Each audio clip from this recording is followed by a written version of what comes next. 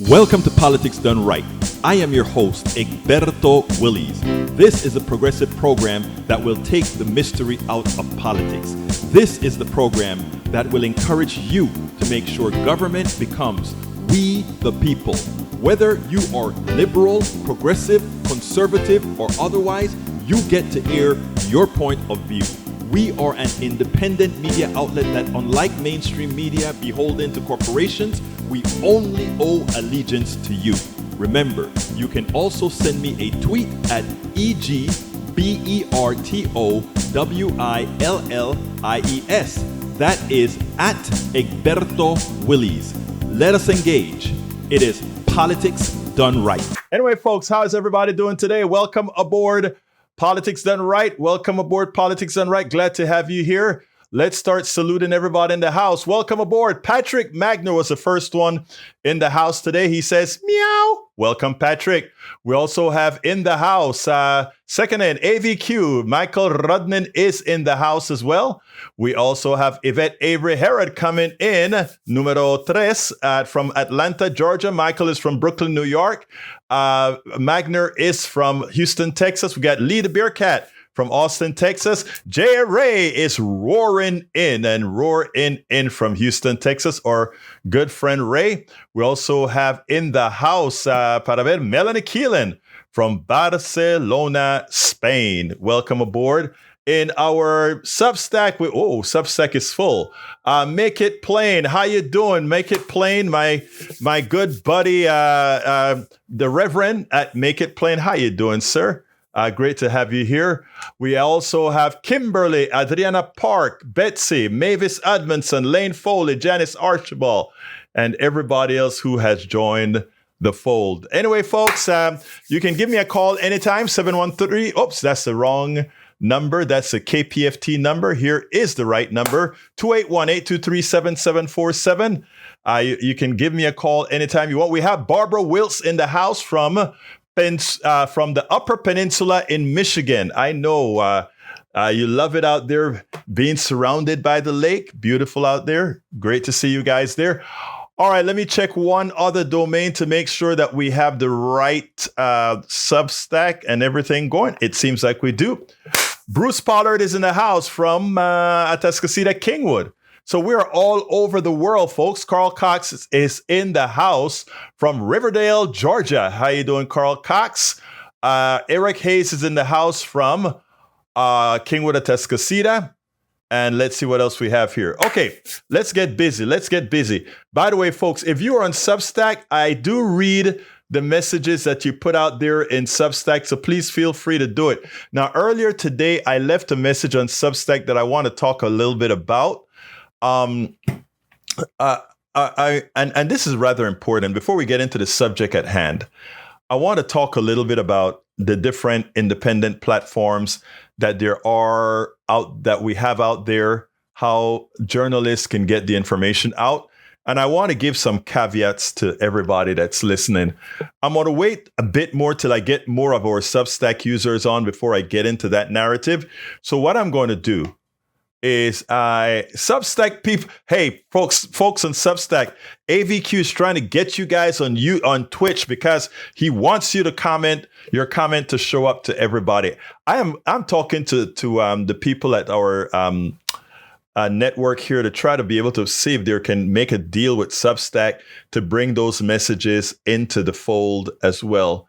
Don't know how successful I'm going to be there, but I'm sure going to try to do that. Because we get a lot of, Substack is very, very active now. But I want to talk to the Substack people importantly. But beforehand, let me do this. There is a young lady that I found on TikTok this morning. And she really, really touched me. And the reason she touched me was the message that she had to our MAGA brothers and sisters. And welcome aboard, M. Empri. Welcome aboard, M. Esprit. I'm a newbie, just donated today.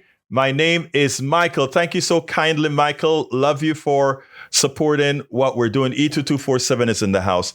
I want you to listen to this young lady. because when I heard her voice and I saw the feelings with which she said what she had to say, I said, I've got to put this out there.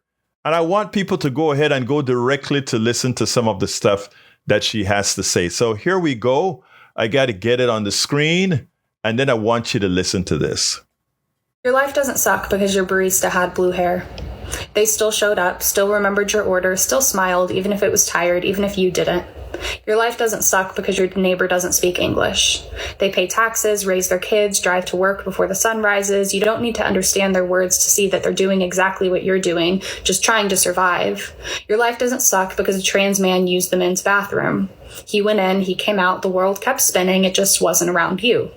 The problem was never children learning what a pronoun was. It was never about grammar. It was never about protecting kids. Your life probably does suck, but not for the reasons you post about.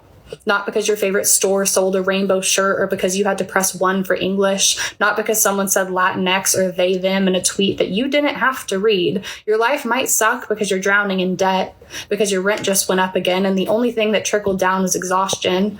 That pain is real. But it's not the fault of the cashier with pink nails or the kids with a pride patch on their backpacks. Someone's life today sucks because they lost their daughter when a man with a gun walked into a school and made it a graveyard. And the politicians that you voted for sent thoughts and prayers and money to the NRA. Someone's life today sucks because ICE knocked on their door before breakfast was even made and now their father is gone, disappeared into a system designed to forget him. Someone's life today sucks because they came out to their family and were met with silence or fists or Bible verses thrown like bricks. And if you ask me if I care that your life sucks, I don't.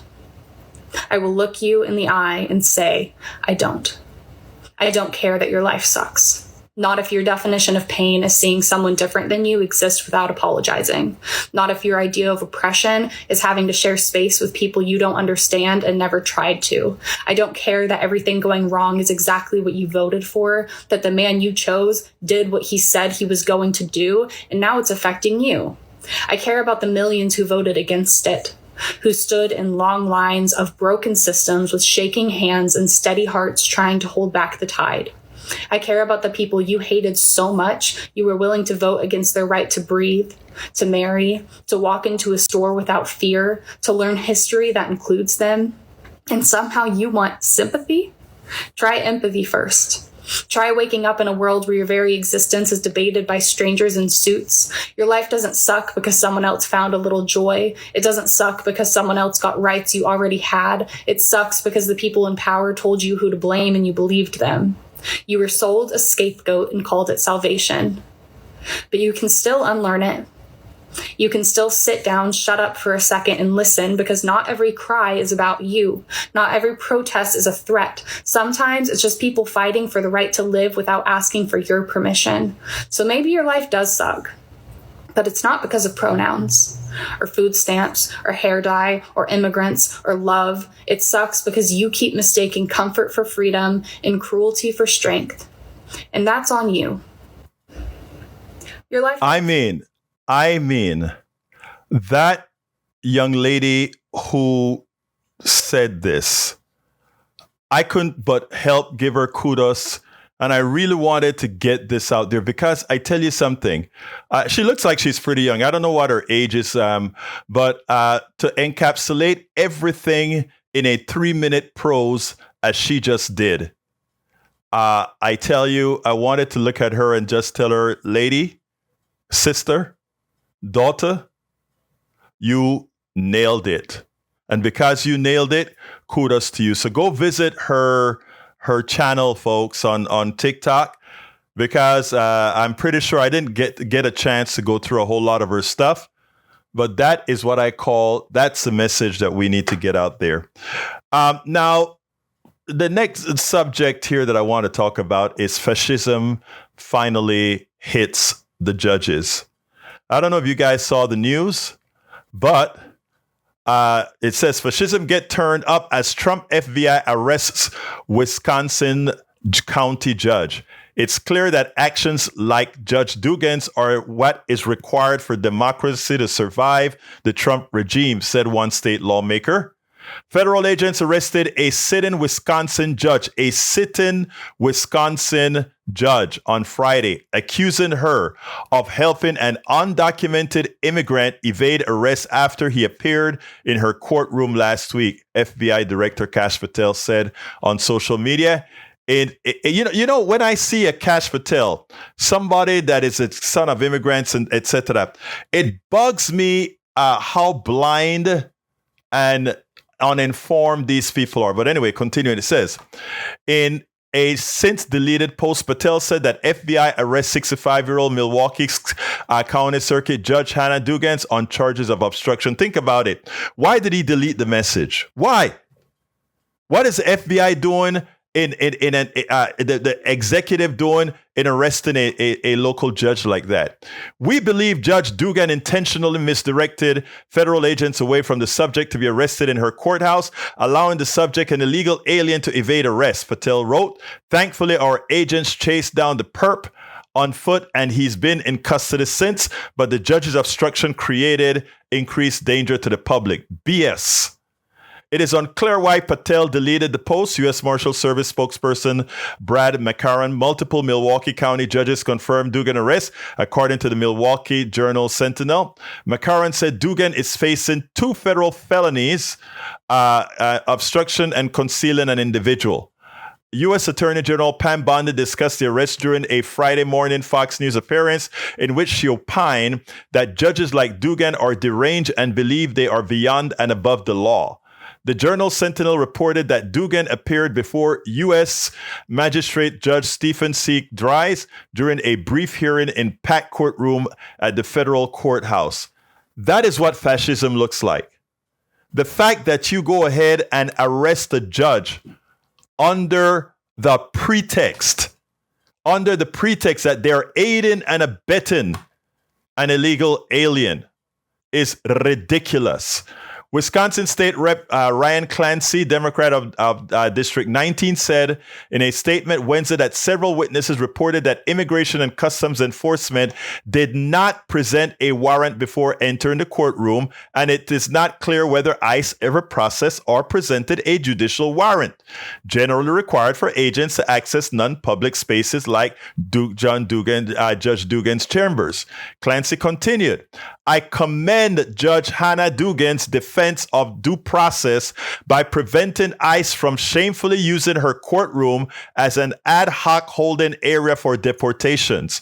We cannot have a functional legal system if people are justifiably afraid to show up for legal proceedings, especially when ICE agents have already repeatedly grabbed people off the street in retaliation for speech and free association without even the proper warrants. You know, I want you guys to think about Pinochet, right?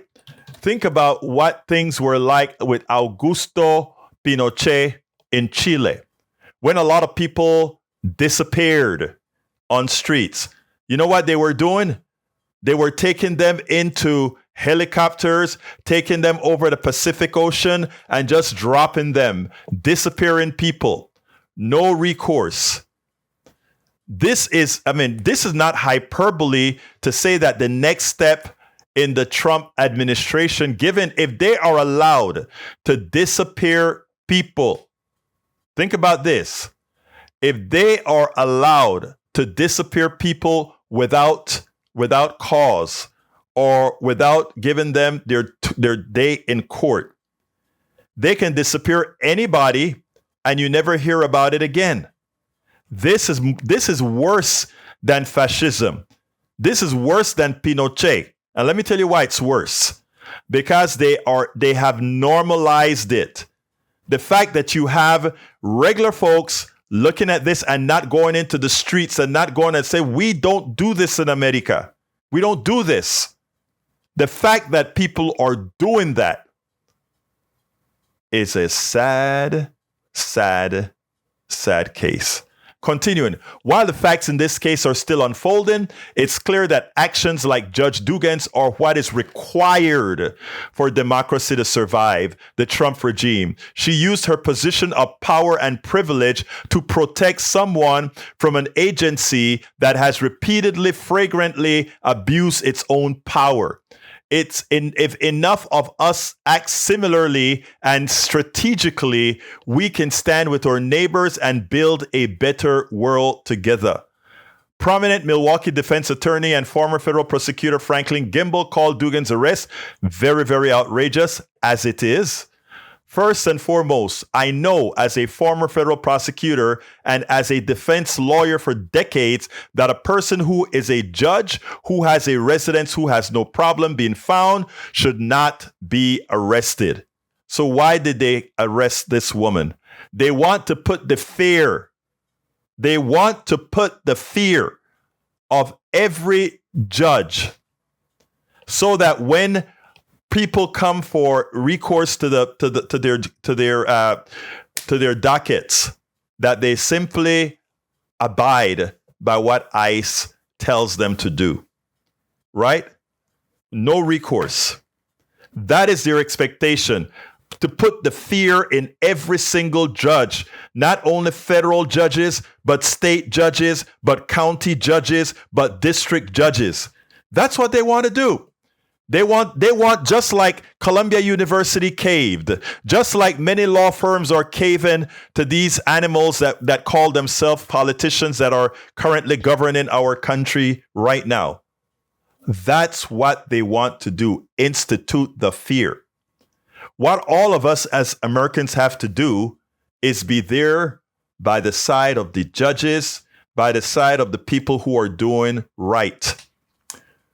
We need to make sure that this judge is protected. We need to make sure that Judge Dugan, everybody remember her name, Judge Dugan. We have to stand up for her, and we have to ensure that nothing happens to this woman.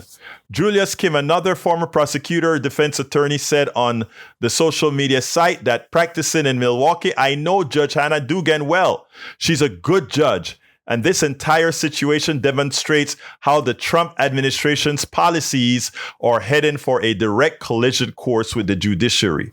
And that's what he wants. And that's what we must not give him.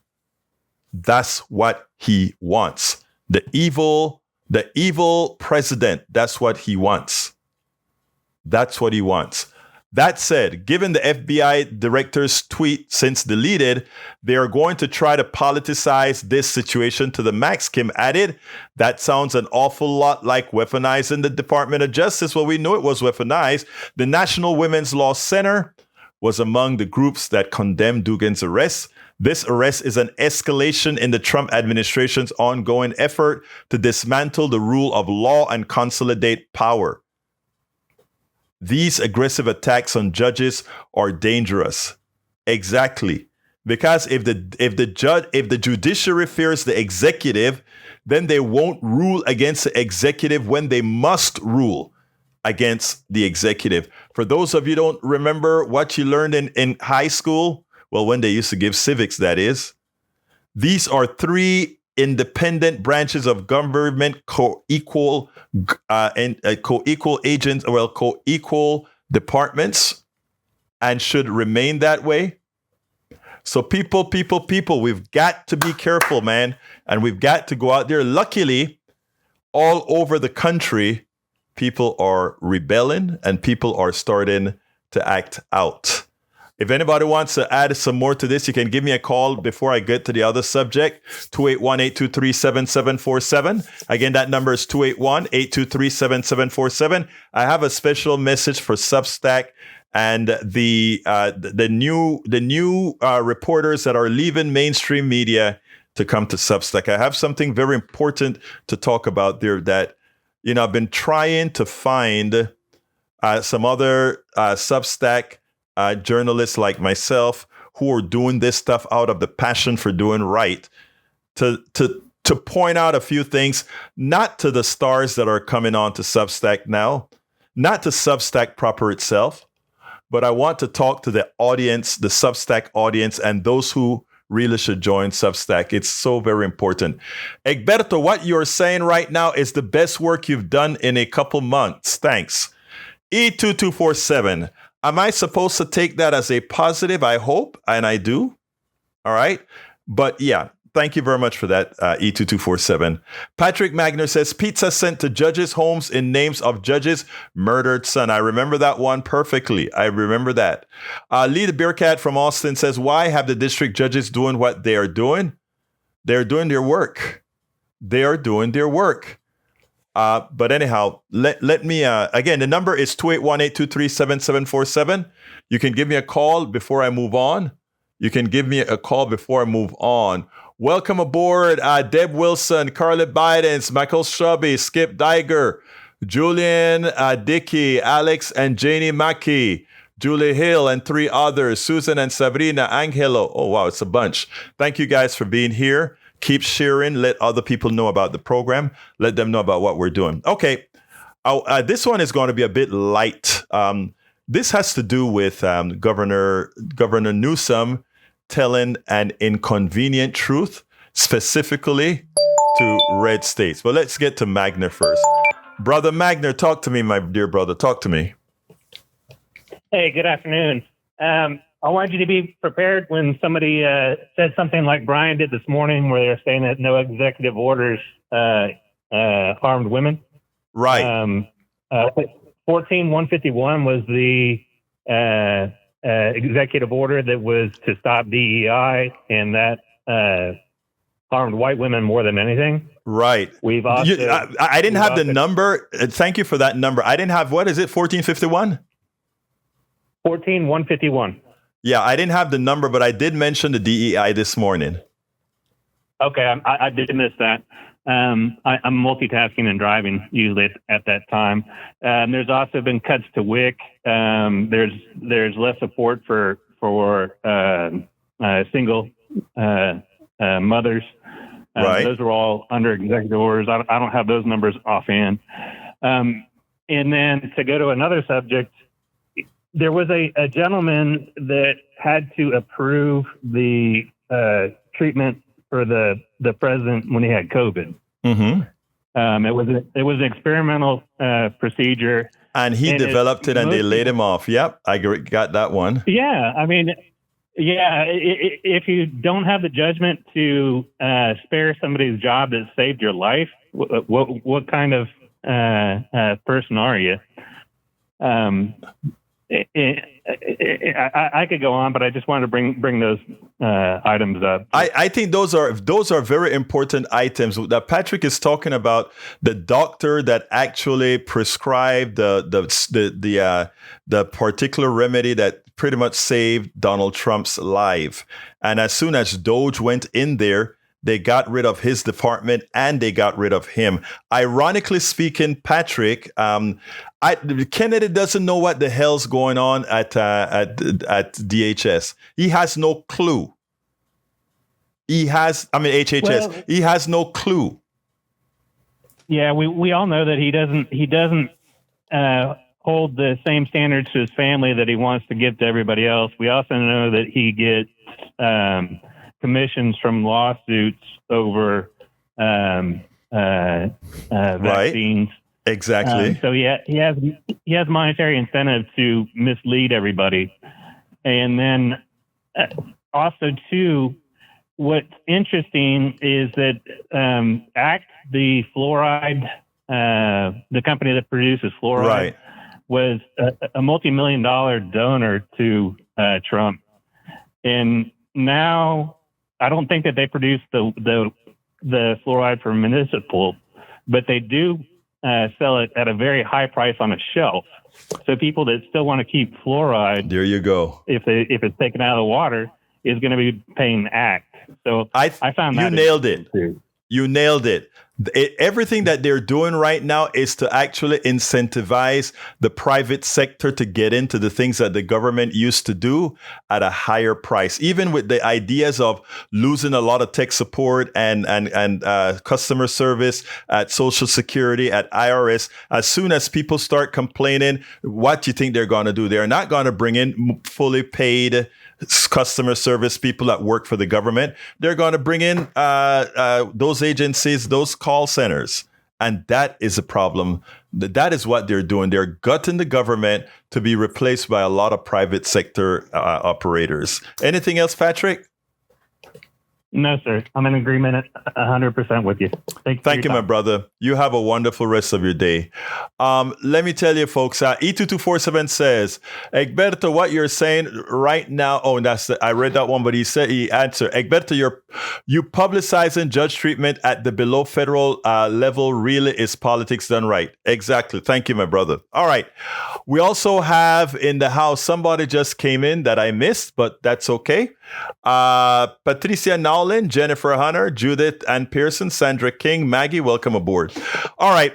I want to play a piece here by Gavin Newsom put out by Midas Touch because it's a short clip, but I think it's an important clip, especially for those who continue to believe that conservative methodologies work. They don't. And the fact of the matter is that even in red states, the successful parts of those states, the effective monetary, fiscally responsible parts of those states are generally the blue sectors. I want you to listen to what Gavin Newsom had to say, and then we'll take it on the other side. Let me go ahead and get that onto the screen, and then we'll go ahead and play that. I think it's right here. Right here. There we go. Governor, California just passed Japan as the fourth largest economy in the world, which of course sounds like a big deal. You posted about it. Why is this just an important thing for us to all, recognize, more broadly, geopolitically? Well, it's a point of pride. I mean, it's a big blue state with $4.1 trillion a year economic output. We're 14% of the GDP in the United States of America, 50% more than the next big state. But I also want people to understand that this is a donor state. In 2023, Californians contributed $83.1 billion more than we received from the federal government. And by the way, for your viewers, they may be interested in this. That state, Texas, took $71.1 billion more than they provided the federal government. California, $83 billion, contributor, taker, Texas. And I say that to make a broader point. 71% of the economic output in the United States of America, blue counties, blue metros, blue states with lower deaths of despair rates, higher wages, more productivity, greater growth, lower death rates as it relates to murder. It is a mythology that somehow red states are dominating and blue states are struggling. It's factually untrue. And I think today, as it relates to the illumination from the International Monetary Fund that did the analysis that we highlighted, is just a proof point of states like California, big blue states all across this country that continue to be the tentpole of the U.S. economy. And thank you, Midas Touch, for that. But it's not only that blue states are doing better and blue states are the economic engine of our country, but blue counties. We are in Texas, big red Texas, and Texas is a bigger state. It's not a donor state. It's a bigger state. But let me tell you what's worse about Texas being a bigger state. To show you how poorly it is run, I want you to listen to this very well. Texas, without giving its people the Medicaid expansion to the Affordable Care Act, they are beggars by over $70 billion. In other words, they take in $70 billion more than they put out. But it's worse because if Texas were to give the billions of dollars that are paid for Medicare expansion to the Affordable Care Act and gave its citizens health care, there would be over $100 billion. Texas as a beggar state, even, check this out, even as Texas has large surpluses in the last few years in its budget. What that means, folks, is the following. Your Texas government is ripping you off. I repeat, your Texas government is ripping you off. Okay, AVQ says, blue states prioritizes the welfare of their people. This policy preferences results in higher wages, greater benefits, and larger economies, as well as more tax revenue for the federal government that is redistributed to the red states. But it's deeper than that. Good afternoon, Joe from California. Let me tell you why it's deeper. The people in blue states in the aggregate are healthier than the people in red states. They're more educated in the aggregate than people in red states. So it is a fallacy to believe that the conservative methodology works, because we have the numerical evidence that it does not. Whenever they get into power, they do exactly as Trump is doing. They crash the economy. They create policies that we all have to clean up later on. Patrick says, in retaliation of Trump's behaviors, Japan plans on shutting down U.S. assembly plants. We're shedding jobs under Republican leadership again. And AVQ says, again, to ensure healthcare and education, that's the prioritization of welfare of the people. That is very true. That is very true. And you did mention that in your first message. All right, before I move on with the last TikTok that I want to put out there, today's TikTok Friday, by the way. I wish Bridge MCP was here, because Bridge MCP was one of the people that encouraged me to bring more TikTok stuff into our programming. So I wish you were here to say hello, but I'll give her a call a little bit later. Here's the deal. This has to do with, and I want to say this with the right tonality and the right narrative. Substack is first of all, Politics Done Right, Egberto Off the Record, Willies Media LLC. That's all what we do to promote the progressive message. And it's needed, right? So we put it on multiple platforms. We are on TikTok, Instagram, Telegram, Facebook Live, YouTube Live, Medium, you name it, we're there. Substack everywhere. Now, the mainstream media, right? You know, we have all of them from MSNBC, CNN, etc., right? They're going through, in what we would call in Panama, they're going through páramo. You know, Donald Trump is trying to take over the mainstream media, and the mainstream media executives are capitulating to Donald Trump. We know CBS just did. We know that ABC did. MSNBC fired Joyanne Reid. We know because, again, Joyanne Reid was too hard on Trump, and he fired a whole lot of the people that were pretty hard on Donald Trump. Those are things that we know. Now, Substack has always had a lot of the independent journalists, you know, among other things, but independent journalists made refuge at Substack. And one of the reasons that they did that is the kind of freedom that the Substack platform gives a journalist, and it gives a journalist the opportunity to also monetize its craft so that they can continue doing their journalism. We are trying to build up our own cachet at Substack to do just that.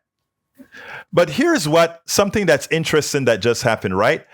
As the mainstream media, and by the way, one of the things that characterizes Substack is the amount of independent voices, good writing, good journalism. Take a look. I don't know how many of you look at the daily newsletter that I put out. Those of you who are subscribed, get it in your mailboxes, but it is also on the Egberto Off the Record website at Substack, which is egberto.substack.com, right?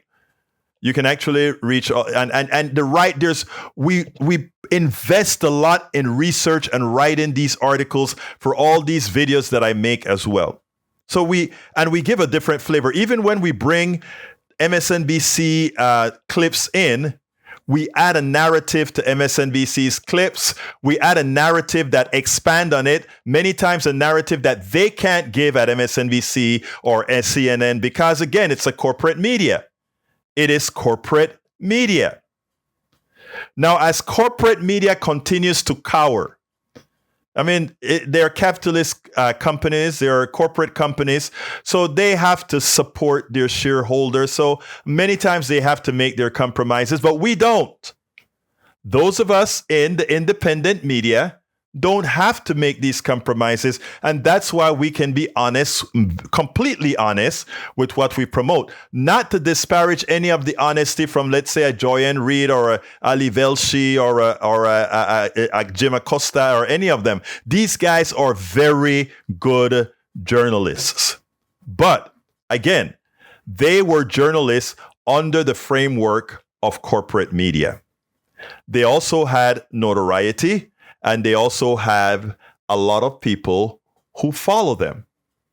But here is the issue that I want to talk about to Substack, the people who are subscribers to Substack in general, and paid subscribers to different journalists in the aggregate. And this message is really for the Substack subscribers, meaning the people that are just members of Substack. When Jim Acosta got to Substack, and Jim Acosta reports, okay? He does good work. He reports very good work. But a lot of us independent folks do very important narratives that many of them couldn't do at these other stations, and then they come to Substack, and to some extent, what a lot of these good reporters have done is they have brought mainstream media to Substack, and that is great. That is fine. But there are many of us that were above and beyond mainstream media. We could give a unbiased narrative that was completely unbased from corporate. I mean, it was completely away from the corporate base. It takes a while before many of these mainstream media folks come into the fold and remember the freedoms that they have. Because I listen and I still hear some of the narrative that they would have, let's say, from the DNC, or the narrative that they would have from the way CNN or MSNBC, etc., do things. When Acosta got to Substack, he immediately got hundreds of thousands of subscribers, and that's expected. When he comes, because he comes from CNN, he's going to get a multitude of his audience that comes. That's expected. What I found intriguing was that out of that several 100,000, immediately he got, and it's way above this now, immediately he got over 10,000 paid subscribers. The way Substack works is you come into Substack, and anybody can subscribe to any journalist, anybody, that's fine. But you make your income, you can build things when people become paid subscribers. When you become a paid subscriber, you help that you say to that journalist, I like what you do. I like what's happening, and I want to make sure that you can continue doing what you do. Now, with all of the mainstream media folks coming over here and getting these hundreds of thousands of people and bringing some to Substack, I think that is wonderful. And as I was speaking to a friend of mine, another journalist on Substack, I said, that's an important thing because it brings more into the fold, and more people then get to listen to what I have to say or what Weems have to say or what Contessa has to say, a lot of independent journalists, they get a chance to hear these voices. But here's the kicker. America and subscribers are still, and the word, I want to use the word respectfully, too often, many are what I would say starstruck. So we have a Jim Acosta that comes over here and he immediately gets 10,000 paid subscribers. And that's great. But Jim Acosta is already a millionaire. Jim Acosta does good work. But so does the Journeyman. So does Fernandez. So does Politics Done Right. In fact, we have been doing good work for a long time, expanding on a lot of the good work Joyanne Reid does, a lot of the good work Jim Acosta does. We have actually taken their clips and added value to those clips by putting a narrative on that couldn't be done on mainstream media to further expand it to not only our audience base, but way and far above through Medium and TikTok and Instagram and Telegram and all these other places, right? So my point here is the following, and this is not to Joyanne Reid or to Jim Acosta and all the great mainstream media folks that are migrating to Substack. This goes to our audience. I want you guys to remember all these guys that are leaving mainstream media, good people. Most of them left with golden parachutes, millions of dollars to leave because mainstream media bought these guys out because we are now a fascist country where the mainstream media cannot say as it will. And they got a place to be here on Substack. If you have a limited budget where you are supporting, thank you, Yuju M. Yuju Sam, this is why I subscribe to the Journeyman, Substack, much respect, Egberto and Marlon. Uju subscribe to both of us. Thank you so kindly, my brother. When these guys were millionaires with the golden parachutes that they left with from the mainstream media. They were paid to leave because the mainstream media, if they figure they'll make more money by paying them off and doing otherwise, right?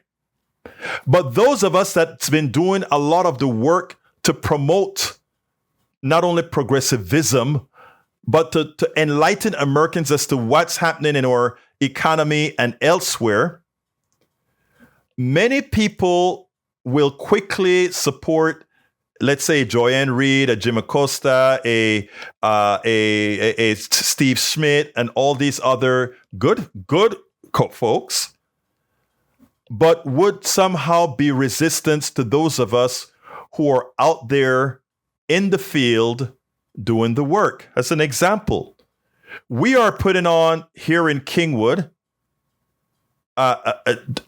big events to actually do something to move to ensure that this reconciliation bill doesn't get passed with all the evil features it has.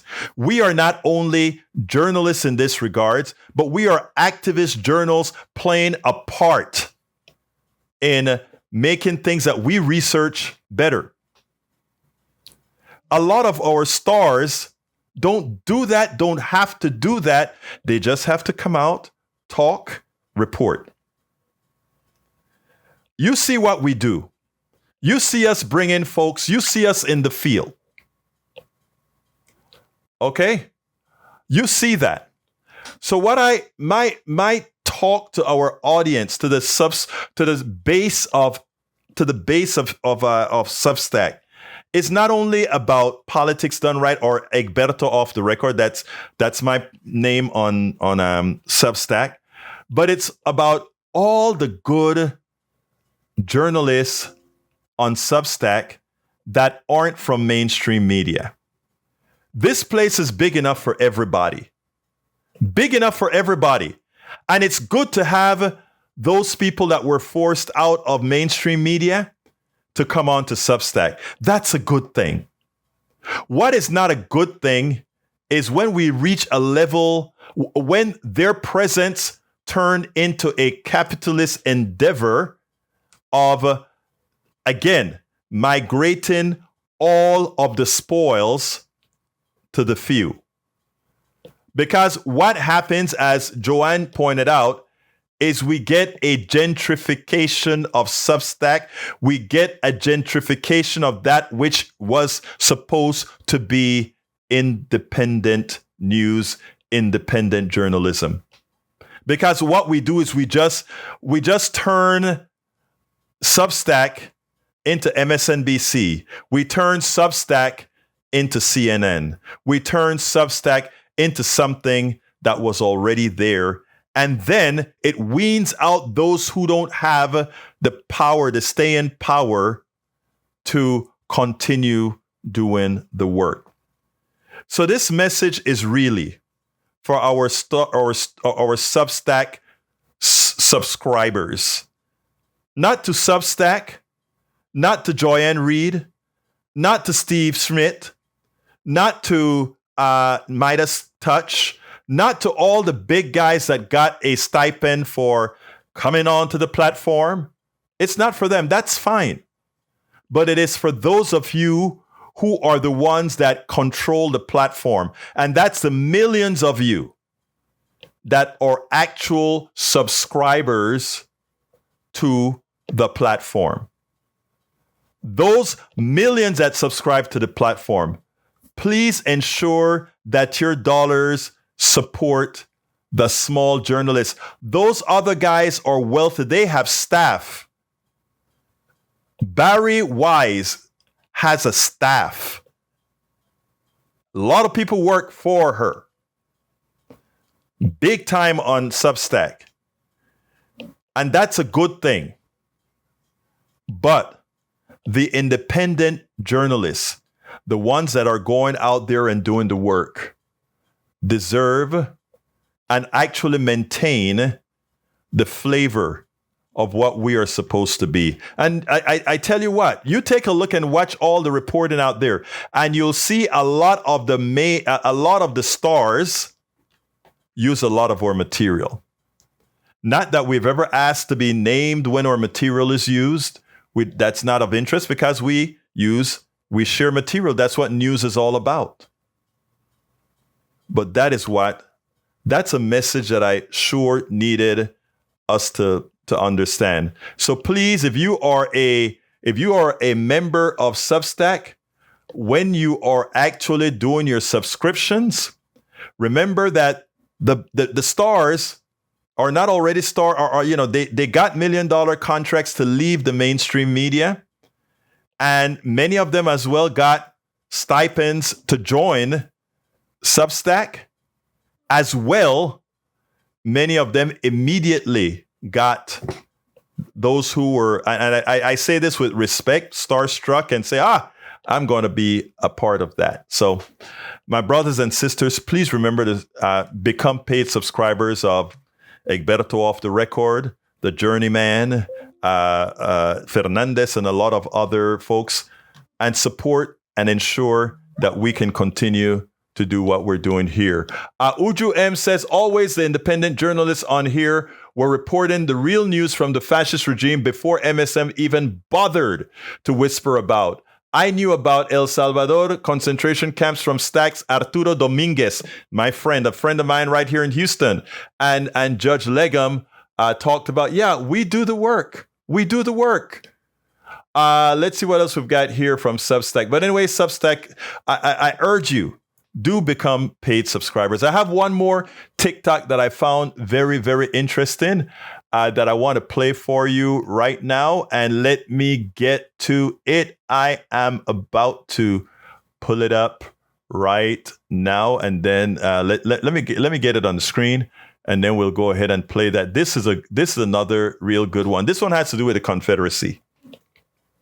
My first ancestor coming in North Carolina in the late 1600s into what would become Bertie County. I say that with an immense amount of pride. But to admit that I'm a 12th generation anything in this country means that I'm most likely the direct descendant of enslavers. In my case, I am. I'm the direct descendant of enslavers. And that's not an easy thing to say. But I grew up in a time where, that flag and that history was revered. And when I look back, I think it was the conflation of that flag with Southern identity. And it came to mean all of these other things. I grew up going to Leonard Skinner shows when they hit, Sweet Home Alabama and 100-foot by 50-foot Confederate flag dropped at the back of the stage and everybody went nuts, and my daddy was one of them. And then I grew up and I read books. And I think about someone like Alexander Stephens, and I'm assuming we all know who Alexander Stephens is, but if we don't, he was the vice president of the Confederacy.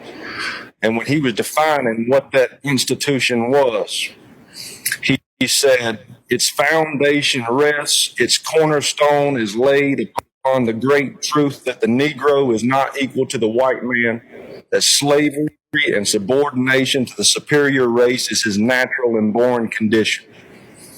That's what the man said. That's what he said it defined. So I don't care about any kind of revisionist history that wishes to place it as something else, because it's not that. And I think about the black communities in Jackson County. I think about people who have descendants here who go back hundreds of years. And what every one of you who voted for that is saying is that you revere a moment in time when their ancestors were in bondage. That's what that means. My first ancestor coming in. All right. I hope you guys got that. When I saw that and just heard him talking, that really touched my heart. Because when somebody like him, a son of the Confederacy, comes out and says that, it means a whole lot. But anyway, folks, we are at 3:56. I probably can take one call before I go ahead and do my ask. I can probably take one call. The number is, of course, para ver, 281-823-7747. Again, that number is 281-823-7747. Would love to hear from one person who has a thought as to what we talked about today. One quick thought. Anybody, give me a call, 281-823-7747. And as I wait for maybe